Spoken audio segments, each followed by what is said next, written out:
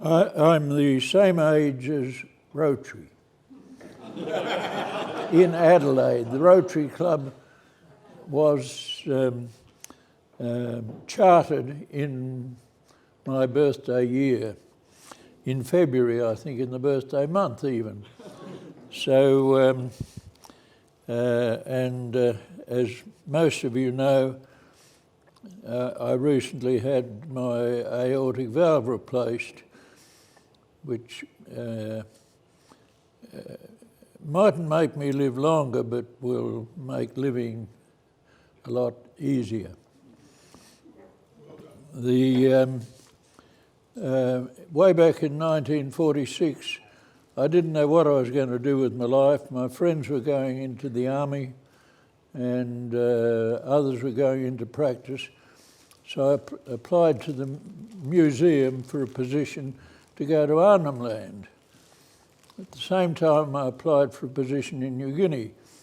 If I'd gone to Arnhem Land, I would have been long since forgotten, because back in 1946, the administration in New Guinea bought X-ray machines from the Commonwealth Disposal Commission, or whatever they were, and they put one at Kavieng. Now, if I'd gone to Arnhem Land, there would have been no X-ray. I would have been studying the same condition that I eventually studied, but I wouldn't have been able to get the answer. Now,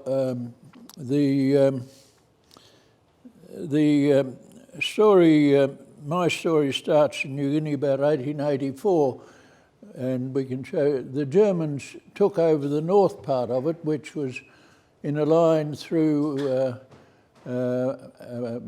south of Mount Hagen and through south of Balolo and through Moribe. Moribe is pretty well on the boundary between Papua. Papua was the south of the main island, and the Trobriands, etc., were part of Papua, and the north was German New Guinea. They moved in, and the Queenslanders decided they didn't want them, so they, one called Ian Chester, took over went up and planted the British flag in Papua, and Papua became, and it took a long time for the British government, because the relations in London eventually, however, the British government took over a protectorate or a colony of Papua, and the Germans in New Guinea. Now, when the Germans went to New Guinea, they decided it wasn't suitable for women, so they didn't take their women. And I'd like to know a man here who can do without a woman, right? Anyway, what happened, they chose, the New Ireland people had the reputation from sailors of the Hawaiians and Tahitians. They were promiscuous, and that was it. So the Germans decided that the only women who could be employed by a man as a labourer, domestic, or eventually, obviously a concubine, was a woman from New Ireland, which is the island way up north, and that included, under the letter E of Kavieng, is the little islands of Tabar. And those islands out in the Pacific became what I call a petri dish. They were separated, and each year all the women without children, and these were mainly pubertal women, were selected and went to work at the rate of about 160 or more a year, went to work in Samoa and New Guinea and wherever else Germans wanted them. Now, the Germans did a survey in 2007, and they surveyed 2,564 couples in New Ireland, and over 50% of them were infertile, were barren, had no children. And over 40% had one or two, and only 6% had the normal level of fertility of 7 or 8 children. This meant that they were picking up the pubertal women and using them for their own purposes and infecting them. This is kind of where I came in, but into the story. But Joy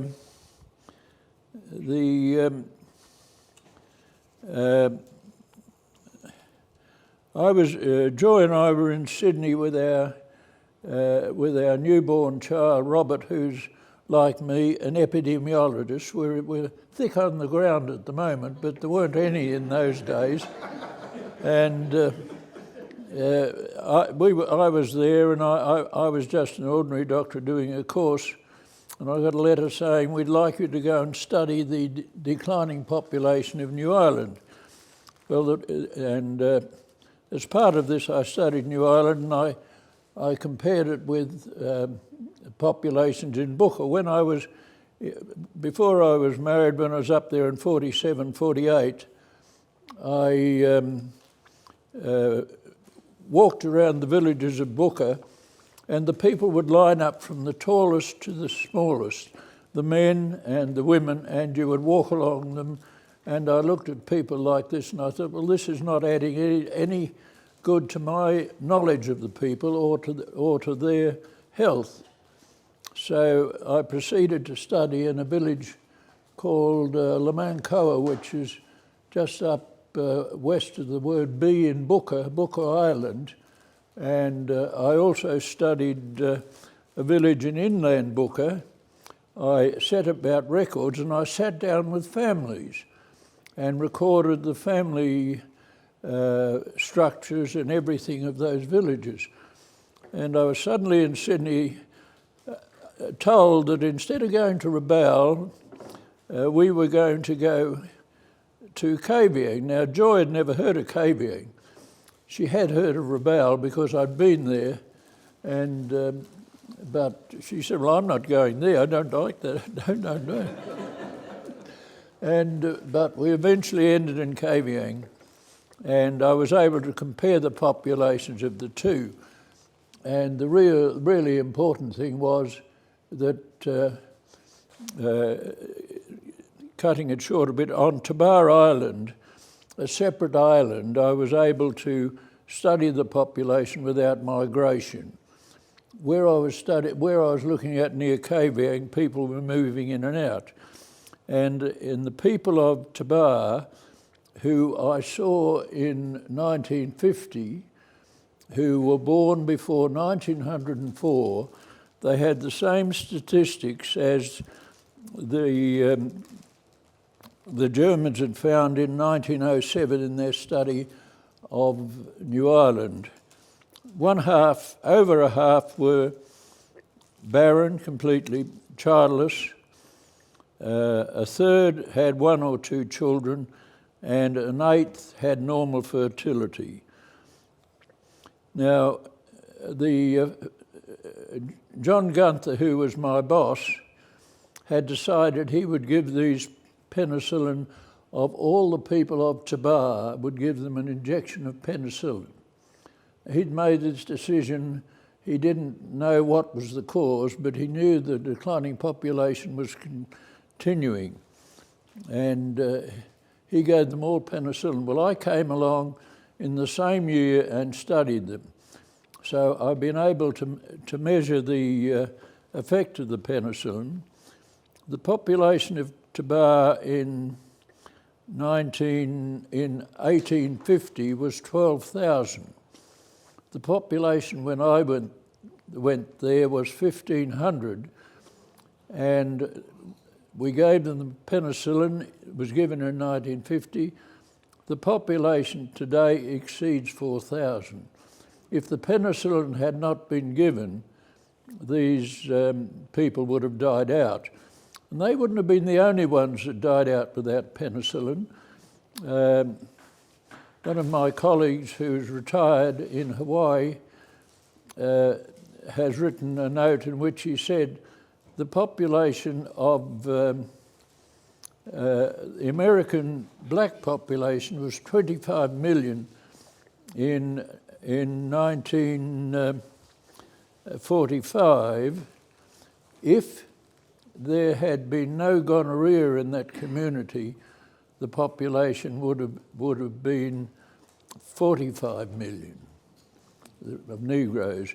And likewise, the population of Australia, which had fallen from we don't know what, 6, 7, 800,000, was down to 60,000 by 1950. And the same thing has happened in Tasmania, was happening more slowly. In Tasmania, they rounded them up and it was invaded. Australia was invaded, but the germ was the problem. Now, I was fortunate to have this X-ray machine, and I could look inside the abdomens with the X-rays of the women, and the majority of the women, about 80% of the women, had blocked tubes. And there is only one cause for blocked tubes without children, and that is gonorrhea. Blocked tubes from chlamydia people normally get one child or two, but with gonorrhea they get none. So but as some of you know, I was guest of honour in Cambridge at a conference. They didn't want to fund me until they found out that one of my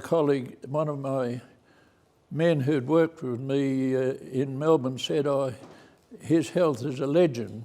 They'd had an 80-year-old die. Once they knew that my health was reasonable, they said, well, here's your fare, here's accommodation, you can come. And I went to Cambridge and spoke there, and I don't know whether you've got that photo, but anyway, having worked out that gonorrhea was the cause of the problem, I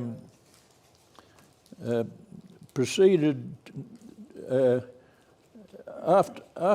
before Cambridge. I started to look at childlessness in the rest of the world. And the first recording of childlessness is by the Greeks, and they invented the word oliganthropia was invented, and those of you who are Greek scholars will know what it means.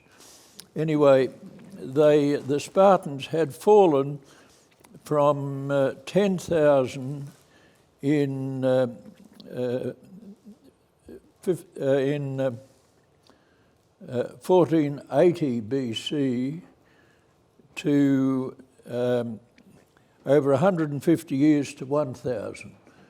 And it was put down by Cicero and Polybius and others as due to a socio-economic phenomenon. This was the start of the historians and philosophers and others looking at the reasons for declining population. The Romans also had the same problem. Of patricians, at the time of Caesar, there were 45 in 45 BCE. But by 117 AD, there was only one patrician family, the Cornelii. The rest had all died out. And of the Senate, in 45 AD, there were 400. By 96, there were only 200 families. Gonorrhea was behind the decline and fall of the Roman Empire. Now, the only way Tasmanians survived was through miscegenation. And the same would have happened in Australia. We would have had, as in Tasmania, you have a lot of half-caste and other relations, Aborigines, and you'd have had the same residue in Australia and elsewhere in the world. But the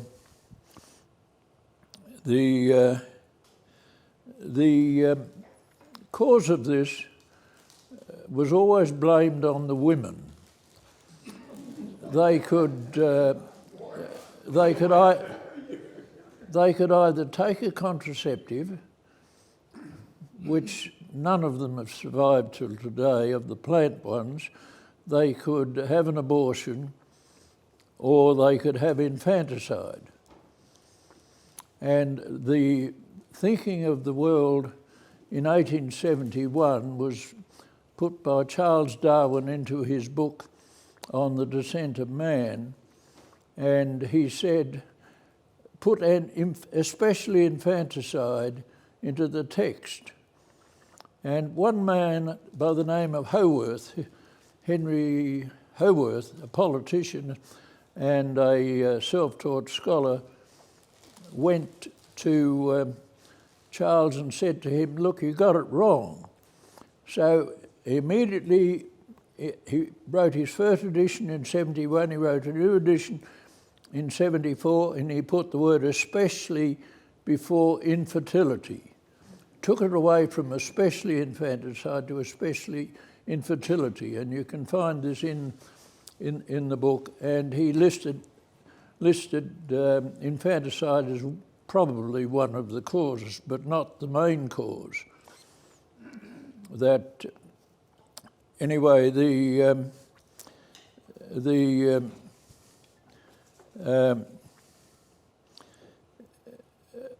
Darwin's theory that it was heritable, that the declining population of the world was heritable, and it was related to primitive man against sophisticated man, somehow stood for a while. But by 1922, a man called William House Rivers, who was a psychiatrist, had come in, and he said, no, they don't want to have children. It's all in their minds of these people.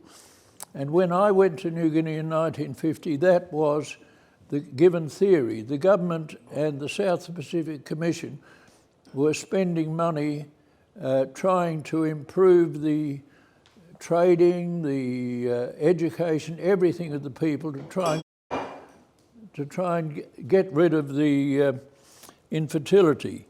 So that was a psychosocial phenomena. And I came along in 1953, and by the time I'd finished my research, had proved that it was a physical phenomenon, not a psychological phenomenon.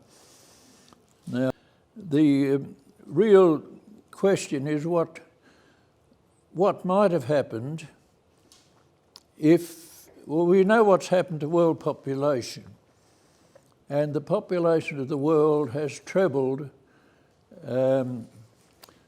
When I was born, I was one of 2 billion. By the time my great-granddaughter has a child in 24, my oldest great-granddaughter, there will be 8 billion. And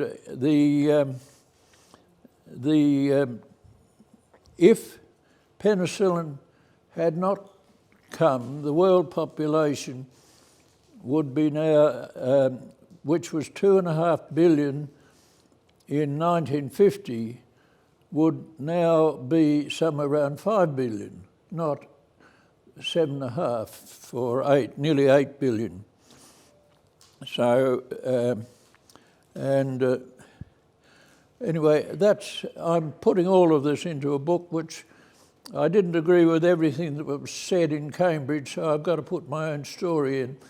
And the book will be called The Germ, the Sperm.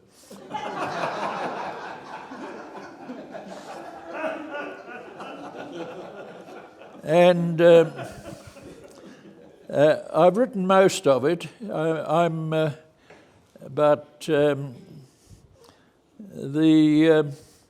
the most interesting part of this is that there are certain populations where people are recorded and have been recorded since ever.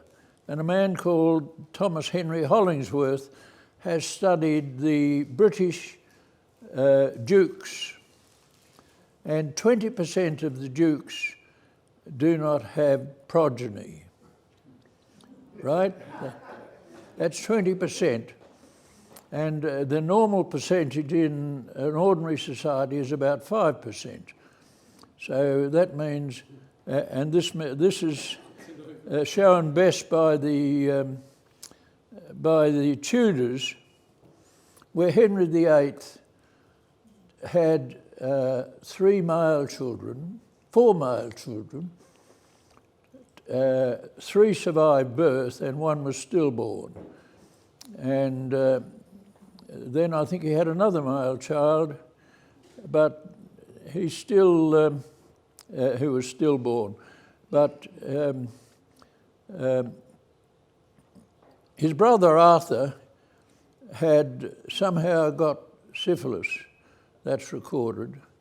And when Henry, and he didn't effectively consummate marriage, and Catherine of Aragon used this with the Pope to prove that she had not been really married, and her only marriage was to Henry.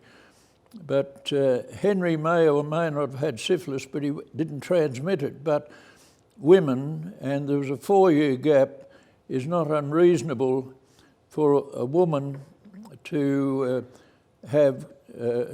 produce syphilitically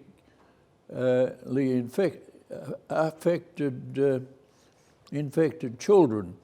And this is what happened. Mary never had a child, and that was that. That's all syphilis. That's another story, but it still is. But how are we going on time? Half an hour. Pardon? Half an hour. How much more? 30 minutes. Pardon? 30 minutes if you want.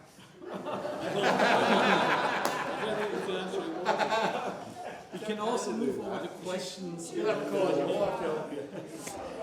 Anyway, the real issue with Henry is that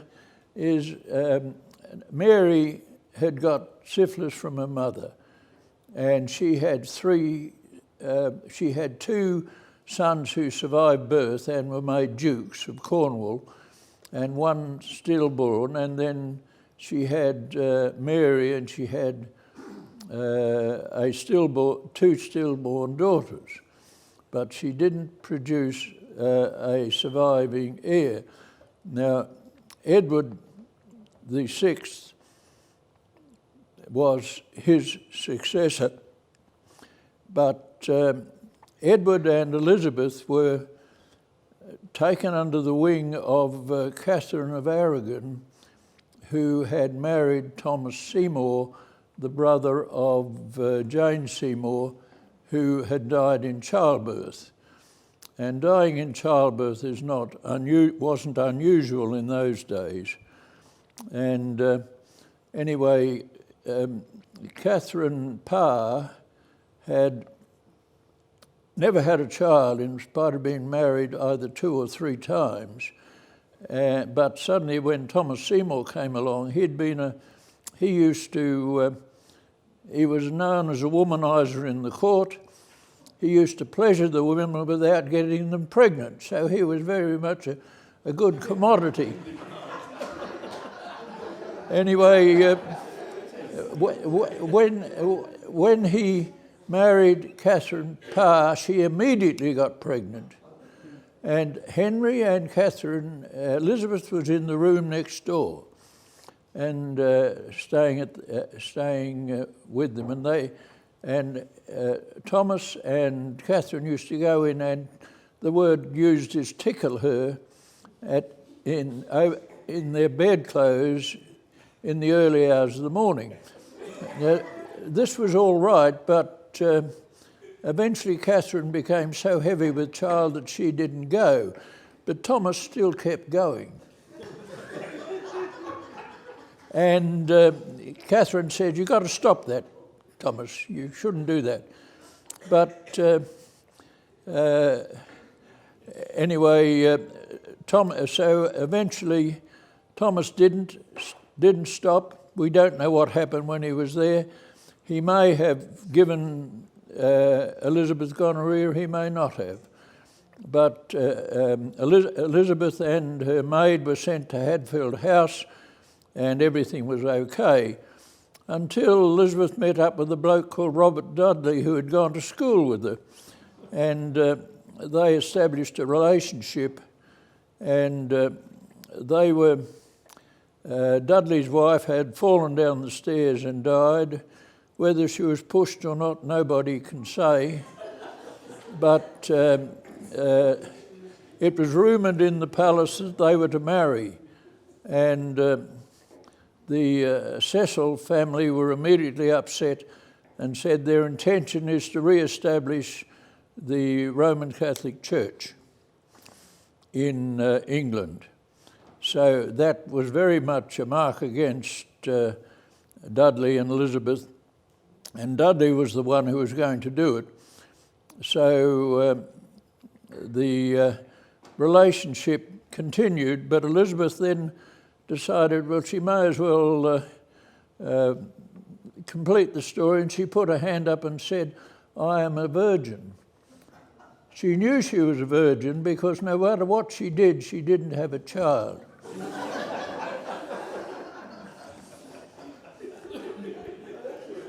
Anyway,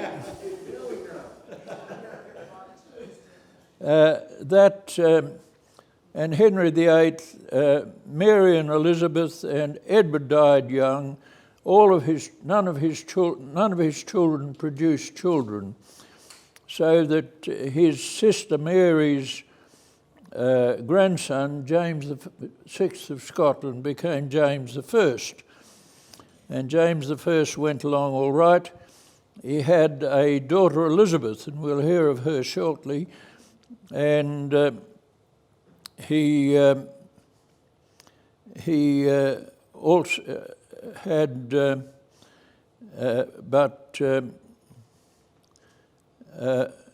Charles I, after Cromwell, Charles I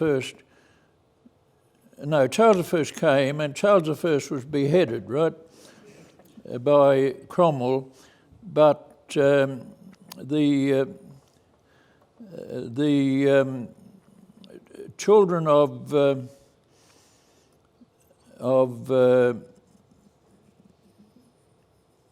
James II, hard to read this.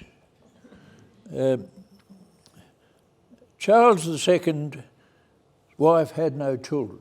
She had gonorrhea, right, or something. Anyway, James II had sent his children for education in Europe, and they became Protestants, right? And they ceased being Catholic, so they were brought back to England, and in due course, and William and Mary, then Anne, but neither of those two had any children. So there was a great problem because you had no grandchildren of James II. There were no grandchildren. So they got Elizabeth, one of James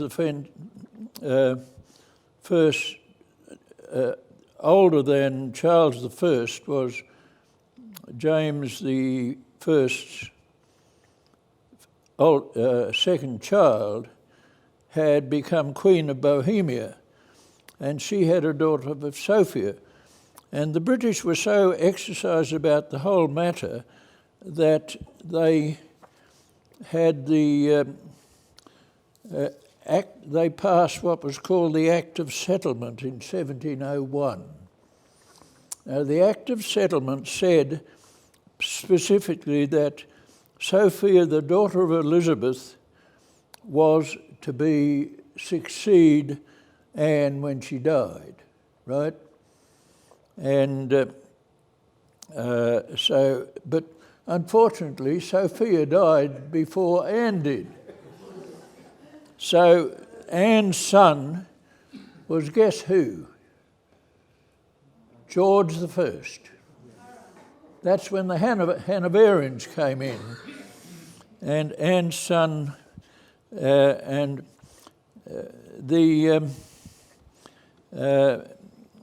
George I proceeded, he did all right, but the real problem was George IV. George III had so many children he didn't know what to do with them. But his oldest, George III, but George I, his oldest son, fourth, married Caroline of Brunswick, and they had one daughter, and their daughter had one child, and unfortunately the child died, and so there was no succession. So all of George's brothers, none of whom all were having children, but not legitimate children. So they were told quickly to go and marry. Now, there's no question that Caroline, it's stated in the internet actually that George IV and Caroline had intercourse three times on the night when they were married, and that was the last. He didn't like her, and that was it. So she got pregnant, and then she disappeared, right? So, and she eventually never had any other children. But what happened? What happened then was that all these brothers and some of them had died, but King William and Adelaide were around at the time when Adelaide was founded, obviously, because we've got their street and we've got the town. But Adelaide had a lot of pregnancies, but no live offspring, no surviving offspring. And so that it came to the Duke of Kent, and the Duke of Kent married a woman and had a child, Victoria. But then the Duke of Kent goes up and dies before George IV. So who should then come? Queen Victoria. And Queen Victoria was as fertile as George III. She just kept on having children. And I won't go speculating in relation to later generations, but a lot of that is real. But there's no question that the key thing is that the population of the world has trebled, while the population of Papua New Guinea has quintupled. Is that 5? Had quintupled, and over the last 70 years, and that is the problem. Now, the world population and the population of many islands and places would have slowly disappeared, and we would have had mixed races. And at the 1923 conference in Sydney of the Pan-Pacific Science Congress, it was postulated seriously that the only answer to the problem of the declining population was miscegenation. You had to marry them into the surviving groups. Now, if we apply the rate of growth around just over 1% to the world population of 1950. In the absence of penicillin, as I think I may have said, there would be 5 billion of us now. But the problem is that with penicillin and its other organisms, other antibiotics, the population has just taken off. And the problem, the young lady from Sweden says that we should stop burning coal and all the rest of it. The biggest problem, and what she should have also said, was me and my contemporaries will have one child each on average, and then we might slowly get some control of world population, because that's part of the population expansion is part of the problem. As bad as the coronavirus is, it's only getting rid of the non-producers. It's not really affecting, and I'm one of them, and that's it. Anyway, I'll just finish with something that I found well after I'd left New Guinea.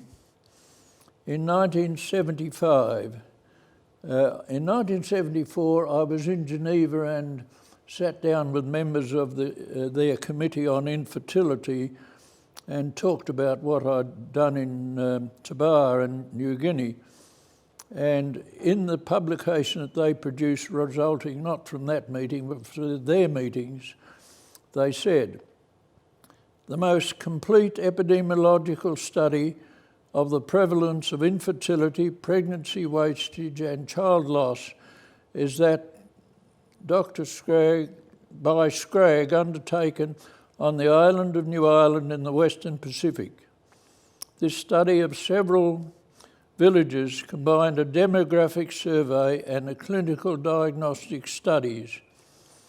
In the village of Tigak and Tabar, the combined primary and secondary infertility rates of 47% were steady, and the main factors in depopulation.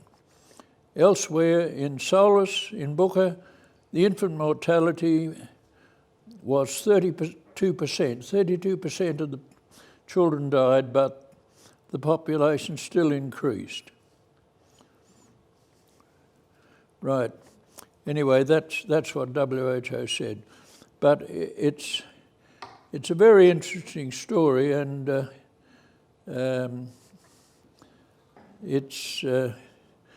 I keep getting chastened. I've got to go and write my book.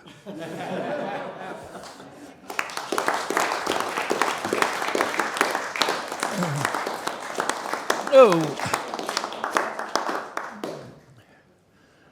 view about controlling the viruses?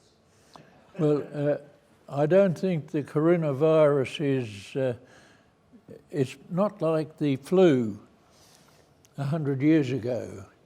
That had a massive impact on population. And this, even though how much, 500,000 have died, that's just nothing very much. But the thing is, the people from Africa are dying in the water trying to get to Italy. And the same applied with people trying to get here. But there's no question that you get transition of fertility, which you're talking about, where the numbers are reduced. That happens. As I went to Flinders and I met a young lady there, and I said, "You've only got 3 children?" She said, "Yes." And I said, "Well, you're a Catholic, you told me." She said, "Yes, but I confess every week."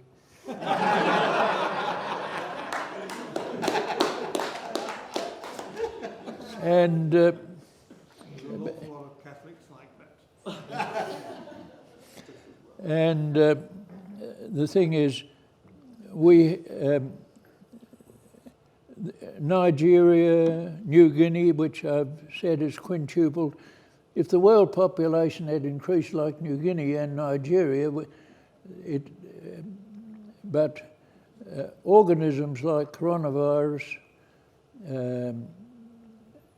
might help, but it's got to be something for an organism to counter the population growth, which is somewhere around 1.5 to 2% per annum. It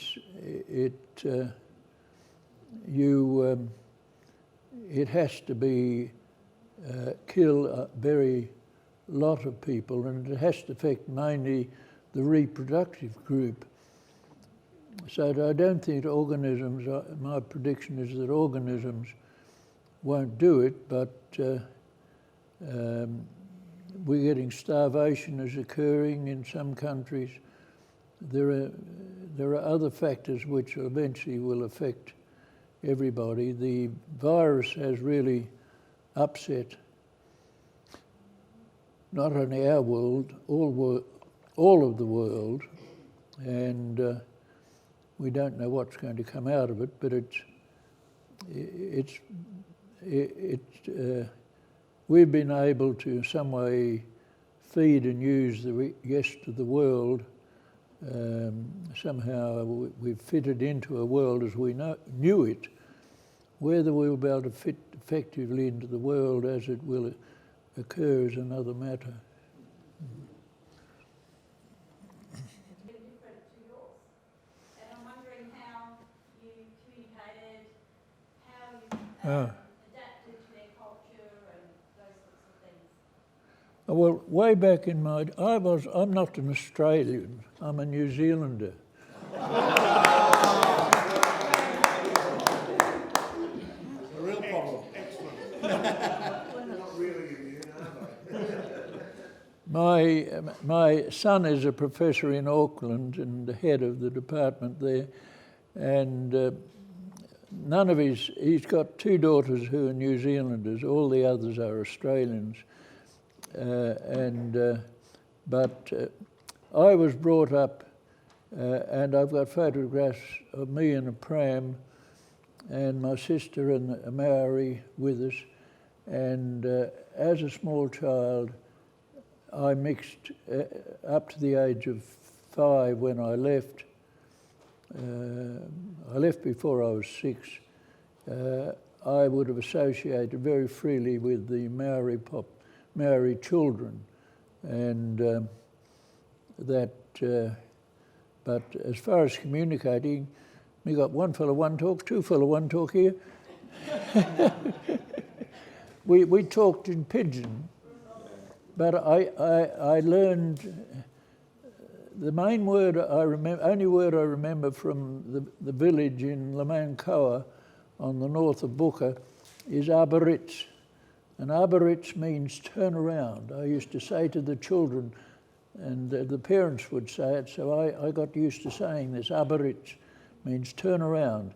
But I didn't learn the languages of the people. I counted through in their language. I could count through in the language of the people, but I didn't try to learn to speak. We all spoke pidgin, and in my last visit in '87 and well after about 1970, all my visits I could have spoken in English, because most of the people, only the older people didn't understand English, the young did. The local paper and the language in Parliament is pidgin. Yes, when I was a member of the Parliament in New Guinea, I asked the first question ever recorded. I was asked a question in pidgin, and by Peter Simmigan, who was a CP member, and I replied to him in pidgin. And after I did that, others started doing it, because you had translators who would translate what you said and speak it speak it to the member. But I decided, well, outside we talk back and forth, why not inside?